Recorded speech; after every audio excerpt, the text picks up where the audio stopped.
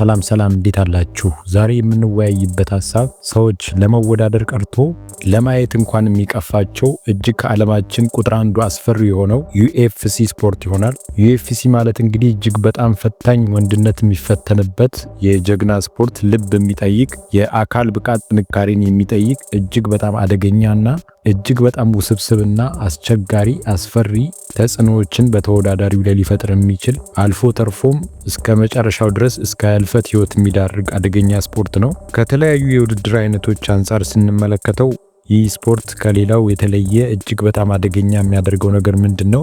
አንድ ሰው ልክ ውጪ ላይ እንደሚደባደበው ወይንም የሰፈር ድብድብ እንደምንለው አይነት ምንም አይነት ፕሮቴክሽን ሳይጠቀም እንደሚጣላው አይነት ጥል የሚጣሉ ግለሰቦች ናቸው። እነዚህ ግለሰቦች እነሱም ራሳቸውን ለመከላከል ወይም ራሳቸውን ለመጠበቅ የሚጠቀሙበት ቴክኒክ ምንድነው?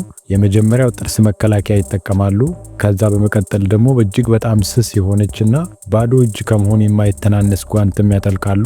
እንዲሁም የብልት መከላከያ ያደርጋሉ። ከዛ ውጪ ግን ምንም አይነት ሰውነታቸውን የሚሸፍን ነገር ወይም የሚጠብቅ ነገር አይጠቀሙም።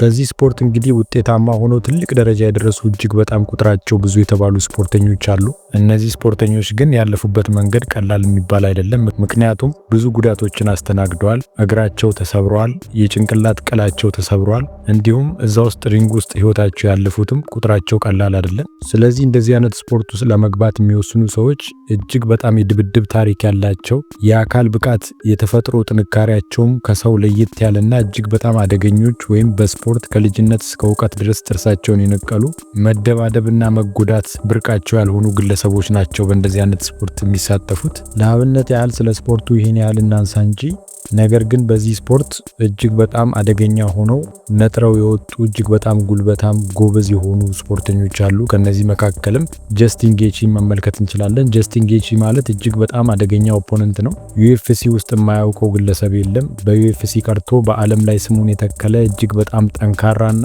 አደገኛ ዩኤፍሲ ፋይተር ነው። ይህም የተባለበት ምክንያት እንዲሁ ከመሬት ተነስቶ ሳይሆን ከሱ ጋር የተጋጠሙ ተጋጣሚዎች ጠቅላላ ልክ እሱ ዱላ ሲያሳርፍባቸው በመኪና የመገጨት ያህል ነው ብለው እስከ መናገር የደረሱ በስፖርቱ ቁጥር አንድ ከሆነው ካቢብን መመልከት እንችላለን። ካቢብ ለምሳሌ ከሱ ጋር ገብቶ ቾክ አርጎት ራሱን እንዲስት አርጎ ካሸነፈው በኋላ ውድድር ማቆሙን ተናግሯል። ውድድር ካቆመ በኋላም ተጠይቆ በአንድ ኢንተርቪው ላይ ጌቺ ማለት እጅግ በጣም አደገኛና ምቱ ልክ በመኪና የመገጨትን ያህል ስሜት ያለው አደገኛና ጠንካራ ሰው እንደሆነ ተናግሯል። በተመሳሳይ መልኩም ከሱ ጋር የተጋጠሙ ብዙ ተጋጣሚዎች በሱ ከመመታት በመኪና መገጨት እንደሚቀል የተናገሩ ግለሰቦች ቁጥራቸው ቀላል አይደለም። ጌቺ እንግዲህ አካል ብቃታዊ ጥንካሬ ያለውና እጅግ በጣም አስፈሪ ጉልበታም፣ ብዙዎቹንም ኖክአውት ያደረገ ብዙዎቹንም ለጉዳት የዳረገና አደገኛ ስፖርተኛ ነው። እንደ ግል እንደዚሁ ከጠየቃችሁን ጌቺ ማለት እጅግ በጣም አደገኛ ኦፖነንት ነው። ለማንም ቢሆን የሚያስፈራ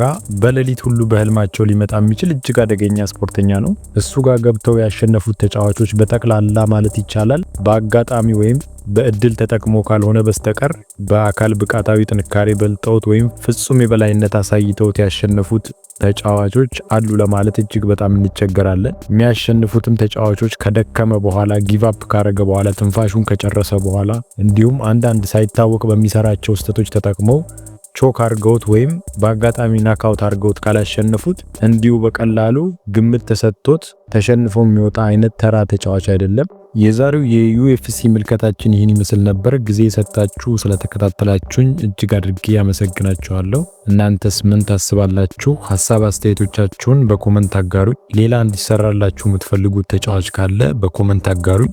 ወደዚህ ቻናል ዛሬ ጎራ ካላችሁ ቪዲዮ ላይክ እና ሰብስክራይብ በማድረግ ቤተሰብ እንድትሆኑ ስል በትህትና ጠይቃለሁ። መልካም ቀን።